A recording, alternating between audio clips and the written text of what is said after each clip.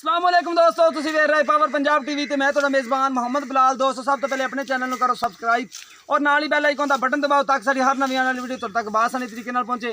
दोस्तों तुहाडे वास्ते मज की वीडियो लैके आए हैं। बाकी लोकेशन पूछांगे मालकां नूं। कैमरामैन साहब मज दिखाओ, उस तो बाद सारियां गल्लां मालकां कोलों पूछांगे। ए देखो छोटा सिंह है, चिट्टियां अखां ने, मत्था माड़ा सफेद है, बग्गी मुछ है, बड़ी प्यारी झोटी माशाल्लाह। बाकी कैमरामैन करा तसलियां हवाना माशाल्लाह बड़ा सोहना है। एक कड्डी है, खुदा सोहना माशाल्लाह। देखो माशाल्लाह बिल्कुल बरीक धागे रंगी पूछल है, हवाना बड़ा है माशाल्लाह। इंदा खानू माशाल्लाह मोटा मोटी विरले माशाल्लाह, चंगी विरले सोहनी माशाल्लाह छोटी है। बाकी लोकेशन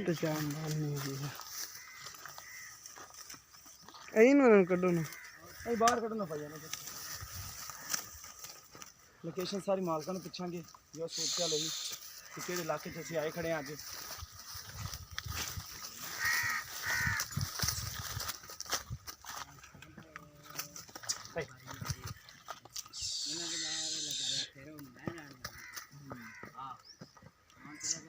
कद सोहना है, हड्डी एक के बरीक चमड़ी है, टुन्नी कोड़ी तो पा के बिल्कुल पट्ठे खा ला खलो के पट्ठे चुग ला। को बग्गी मुछ माड़ी दिखा दे, थल्ली च बड़ी चिट्टी ते बग्गी मुछ भी है माड़ी जी सोहनी। बाकी भाई होरां नाल गल्लां करने आ, सोहने सिंह ने।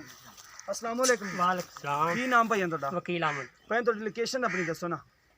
पुराना थाना जी। पुराना थाना जी नज़दीक पैंदा।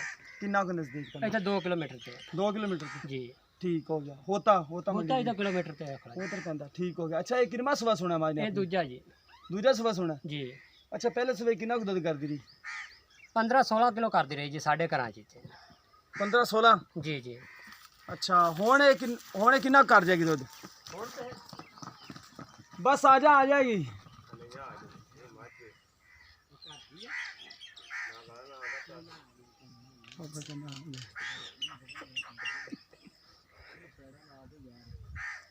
डर गई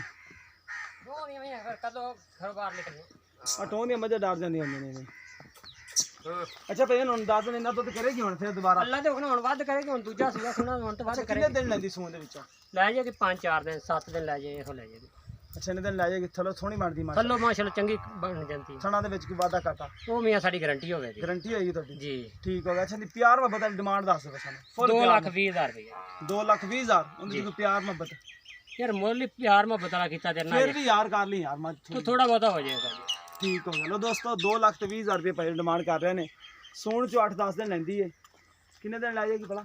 8-10 दिन लै जाने मैं। किन्ने लै जाएगी? ले जाएगी 8-10 दिन सोन च लैंदी। दूसरा सुबह सुना है, पहले सुबह तो अंदाजा दुध कहते पैने किन्ना करदी रही। बाकी हुण तो अपने मुकद्दर ने दुध पाए दा मिलता है।